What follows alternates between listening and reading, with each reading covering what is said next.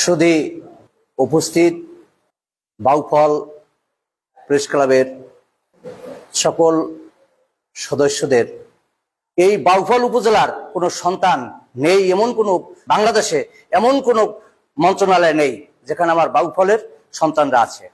কিন্তু অতীব দুঃখের বিষয়, রাজনীতি তার নীতি আদর্শ এবং শিষ্টাচারের মাধ্যমে চলবে। বিগত দিনে যা হয়েছে এটাকে আমি সাধুবাদ জানাই না, আমি নিন্দা জানাই, কিছু কিছু কর্মের সাধুবাদ জানাই। আমি আপনাকে অনুরোধ করব, এই মাঠে আপনি এসেছেন, এই বাউফলের জনগণ আপনার কর্ম যদি ভালো থাকে, কর্ম যদি ভালো হয়, আল্লাহ পাক নিশ্চয়ই এই রমজান মাসের ফজিলতে আপনাকে জনসেবার দায়িত্ব দিবেন। এটা সম্পূর্ণ জনগণের উপর নির্ভরশীল। বাংলাদেশে আমার মনে হয় সমস্ত মিলিয়ে 50% মানুষ রাজনীতি করে, বাকিরা কিন্তু সাধারণ শ্রেণীর মানুষ। তারা কেউ সমর্থন করে, কেউ শোনে, কেউ দেখে। কিন্তু আপনার প্রতি অনুরোধ, আমি যদি এই মাসে আমাদের অন্যান্য দলের যারা নেতা আছেন ওনারা যদি এরকম দাওয়াত দেন, সে দাওয়াতেও আমি একই কথা বলবো।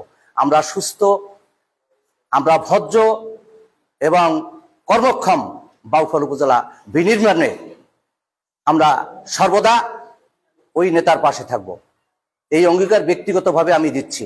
কারণ আমার এই বাউফলে যে সমস্ত ঘটনা বিগত দিনে হয়েছে এটা দুঃখজনক এবং অনাকাঙ্ক্ষিত, এটা হতে পারে না। একটা মানুষ, সমাজে 10টা মানুষের জন্য আপনার 4.5 লাখ মানুষ অশান্তিতে থাকতে পারে না, রাতের ঘুম কেড়ে নিতে পারে না।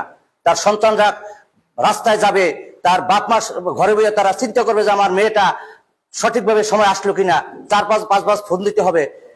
এই সমাজ এইভাবে চলতে পারে না। আমি আমার বক্তব্য এখানেই শেষ করছি।